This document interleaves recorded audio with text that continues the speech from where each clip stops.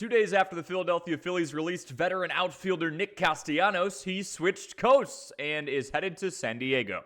In this video, we'll catch you up on what led to this in the first place, as well as Castellanos' strengths, weaknesses, and how much he can truly help the Padres in what will be his age 34 season. For starters, for those of you who don't know what even led to this point, I think it's important to know about the trial of events that led to Castellanos leaving Philly in the first place. And if you know this part already, feel free to skip ahead about a minute or so.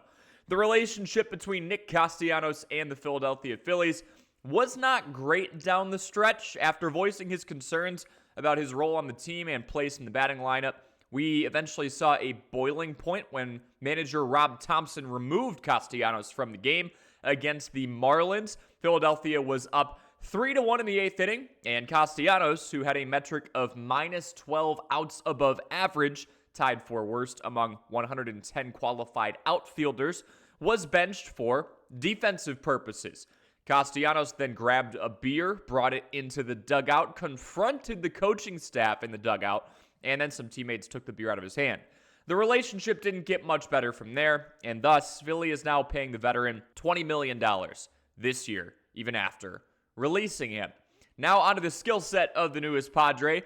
Castellanos is historically a strong pull-side hitter. While he's never had a 35 home run season, we've seen him eclipse 20 long balls on 6 different occasions, including a 3-year run from 2017 through 2019. In his prime, the former Phillies outfielder was living among the top 10 percentiles in all of those offensive categories you want to live above average in.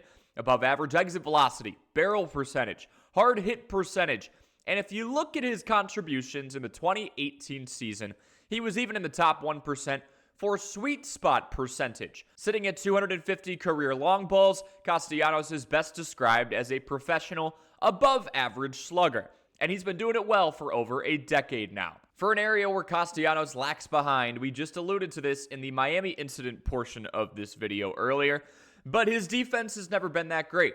Turning 34 years old and losing that extra gear of speed isn't going to help that. The outs above average metric has not been kind to him, and his arm value has also lived below the league average line for quite some time. I will say, in a day and age where we have the universal DH, that's advantageous for someone who is a great help on offense but doesn't have the best glove or even average defensive ability at this point of his career.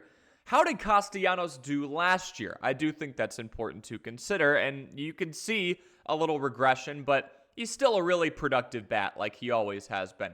Metrics like his exit velocity and hard hit ball rate are down, but the guy is still a valuable hitter. And that leads us to the golden question. How will he contribute to the San Diego Padres in 2026? Frankly, I think Castellanos is a DH option for this Padres squad. He hasn't played this role in a large capacity in the past. The squad has 3 great options in the outfield, though, in Laureano, Tatis, and Merrill. So maybe Castellanos gets the occasional go at it in the grass, but I think his bread and butter will be that designated hitter spot. And I think it's the perfect mold, really. Struggling glove, still really good on offense, but a veteran who knows how to win in a clubhouse that's striving to win for an organization that's been very aggressive in their pursuit to win, especially in the trade market over the course of the last few years. If you enjoy videos like this, make sure you leave a like. Make sure you subscribe. Let us know in the comment section below how you think Nick Castellanos will do in 2026, and we will catch you in the next one.